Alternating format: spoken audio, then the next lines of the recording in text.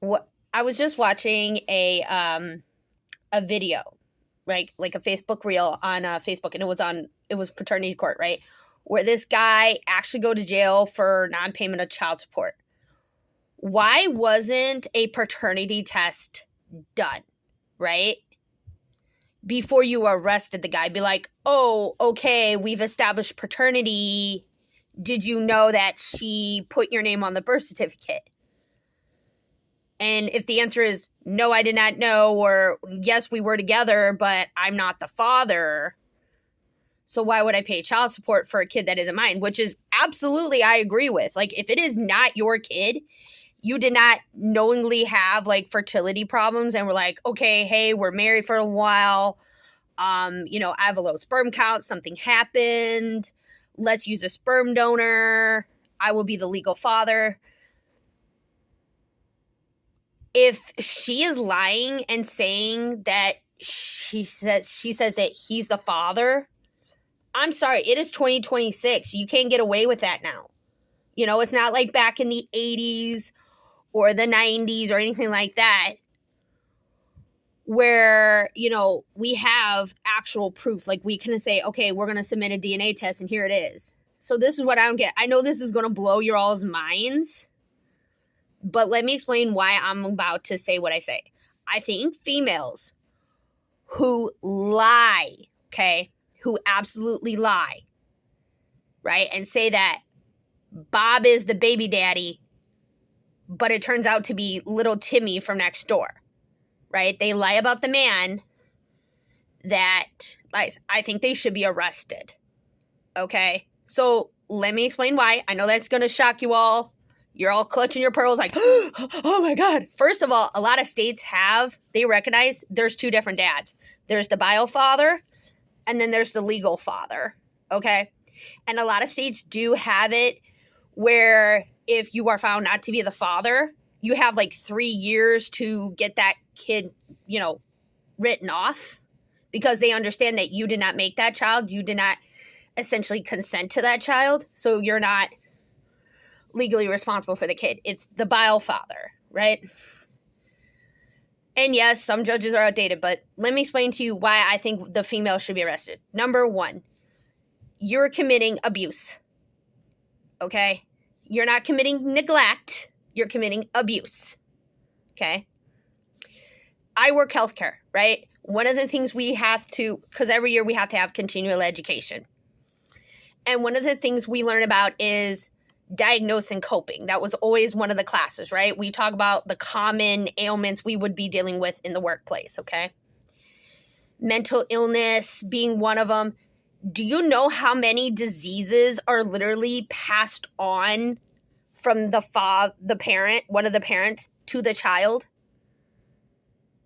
Like, logically, do you not understand? Like, sometimes it'll skip the parent, but then go right to the kid.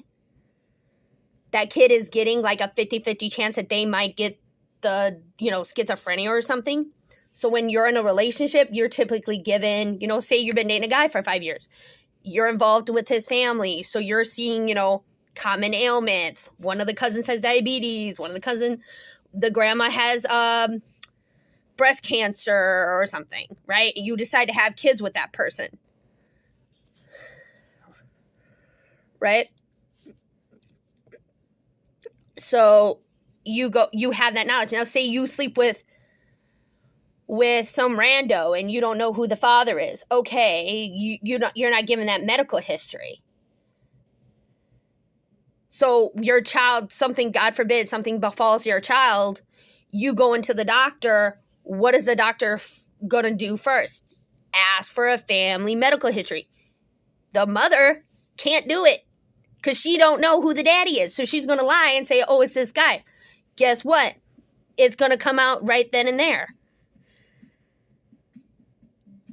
So that's the first thing I think the mother should be charged with. Second thing is I think you should be arrested for fraud because you are lying on a government piece of paper that is literally used to establish identity. And think about all what your identity is used for. getting a social security card number, getting a driver's license, getting a state ID, passport, job application, schooling, everything. Right?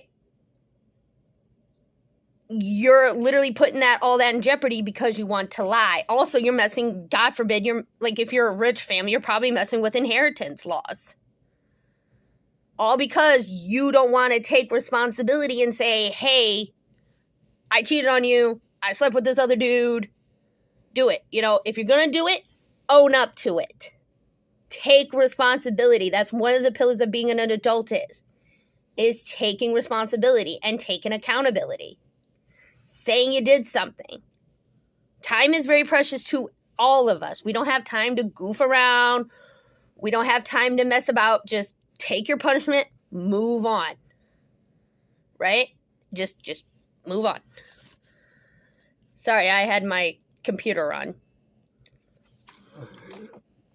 But that was one of the things that I was really shocked by. I was like, why isn't day and age? And I'm not for men's rights all the time. I do believe, that there are certain things men just can't logically handle running a home. You have to realize women have been for millennia taking care of the house, taking care of the kids.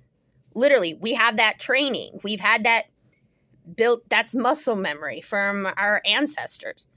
Males just have that ancestors of just go to work and earn the money and bring it home. Do men absolutely, realistically, is that possible in day and age? Heck no. Heck no. But at the same time, too, you got to realize you're part of a partnership. And your partner is not going to realistically work a 40-hour work week, come home, and being able to take care of the house, take care of the kids, do all that. And it shouldn't even be it should be a non-issue. If you have a kid that takes football practice, take your kid to football practice. Spend that one-on-one time with your children. Tell them that they matter to you. But I just thought I'd give my 2 cents,